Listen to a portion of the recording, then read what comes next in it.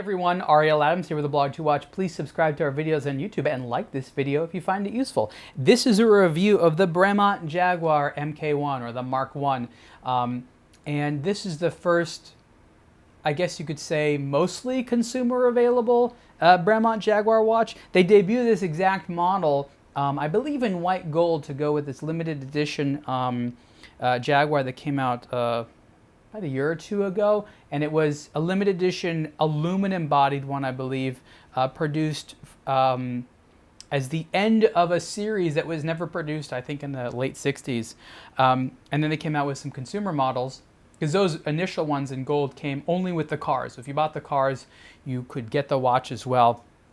Now Bremont has the Mark I, the Mark II, which is a chronograph, and the Mark III, which is a more accessibly priced three-hand automatic as well. What's cool about this one, the Mark I, is it has Bremont's what they call the BWC/01/10 automatic movement, and that is a movement that has some parts produced by them and an architecture and some other parts produced by Swiss Legibility.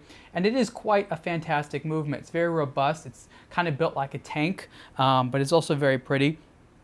And you can see the movement through the sapphire crystal display case back, and you can see that the automatic rotor is meant to look like the steering wheel of the E-Type. So you can see there that it looks like a steering wheel. And I've been inside of the exact car that this watch is inspired by, and it's really cool to see the little various elements.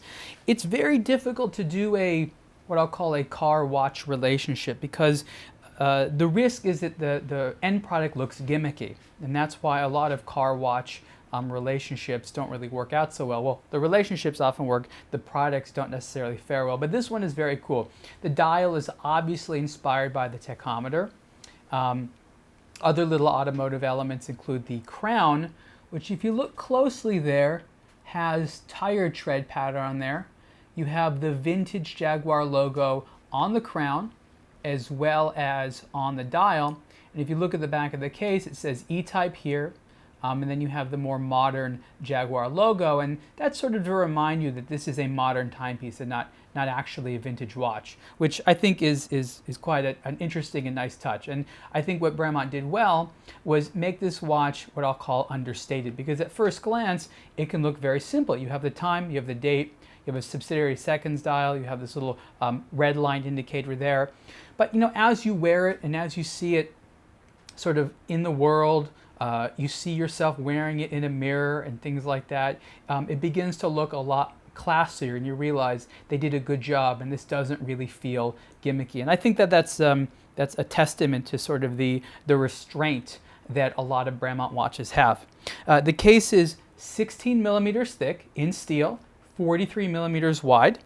Let's put it on and see what it looks like. This is one of the available straps. It's a blue leather strap with these portholes in it, which looks definitely sort of racy and sort of vintage car racing inspired. The E-Type in the late 60s was a cool car, but it was sort of that time where you had to be a real car enthusiast to like Jaguar, because then and a few decades after, they had a reputation for not being that reliable and breaking a lot. Thankfully, today's Jaguar is much different, and the brand is obviously a lot better and more modern in its reliability.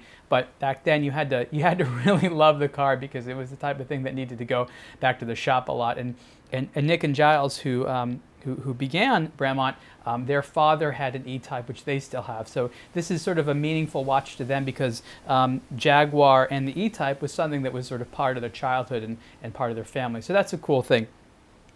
Again, the simplicity and sort of the overall design restraint is one of the things that I most appreciate in this watch. I like the dial a lot. I was concerned about legibility at first. I was afraid that this section down here was not going to be the most legible, or that I would be distracted by the fact that this was attempting to look like a car's dashboard instrument. But I actually found that I really liked reading it. I found it legible. I like the fact that the hour hand is solid, and that's the first thing you see. And then the minute hand, which is longer, has that part cut off that's black and white at the tip, which I actually found was a benefit to legibility.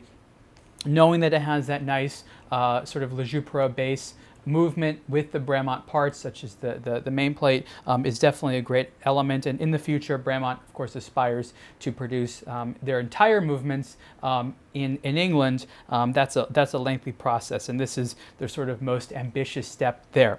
So again, this is the Bremont Jaguar Mark I, and the price is $10,950, and you can see the full review on aBlogtoWatch. Thanks.